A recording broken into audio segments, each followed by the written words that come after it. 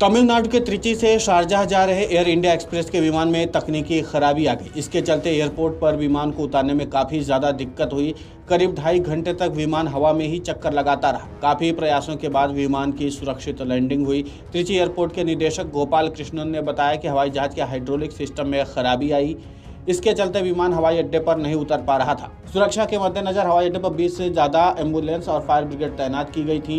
Airport प्रबंधन के मुताबिक 140 यात्रियों को लेकर एयर इंडिया एक्सप्रेस का विमान AXB 613 त्रिची से शारजाह जा रहा था। एयरपोर्ट से भी उड़ान भरने के बाद विमान के हाइड्रोलिक सिस्टम में खराबी आई। इसके बाद पायलट ने इमरजेंसी घोषित करते हुए एयरपोर्ट प्रबंधन को इसकी सूचना दी। एयरपोर्ट प्रबंधन ने बताया कि विमान को उतरने में समस्या हो रही थी।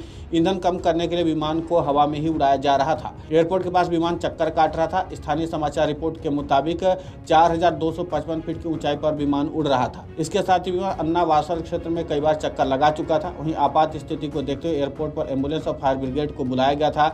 मिली जानकारी के मुताबिक जब विमान हवा में था तो पहिए अंदर नहीं गए, जिससे विमान में संचालन संबंधी समस्याएं पैदा हो गई। इसलिए अधिकारियों ने ईंधन खत्म होने के बाद विमान को उतारने की योजना बनाई।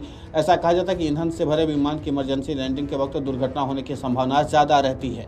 विमान की इमरजेंसी लैंडिंग की सूचना मिलने के बाद एयरपोर्ट पर कई एम्बुलेंस और फायर ब्रिगेड की गाड़ियों को तैनात किया गया।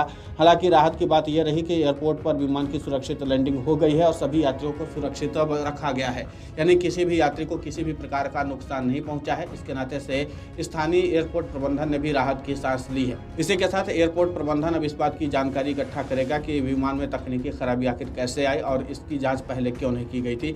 तमाम पहलुओं की बारीकी से जाँच की जाएगी। लेकिन अच्छी खबर यह है कि फिलहाल सभी यात्रियों को सुरक्षित निकाल लिया गया है और विमान को सुरक्षित लैंड करा लिया गया है। वहीं तमिलनाडु के मुख्यमंत्री MK स्टालिन ने भी इस घटना पर अपनी चिंता व्यक्त करते हुए इस बात पर खुशी जाहिर की है कि विमान की सुरक्षित लैंडिंग हो गई। उन्होंने कहा कि हमने जरूरी अधिकारियों से बातचीत की और जरूरी दिशा निर्देश भी उनको साझा किया।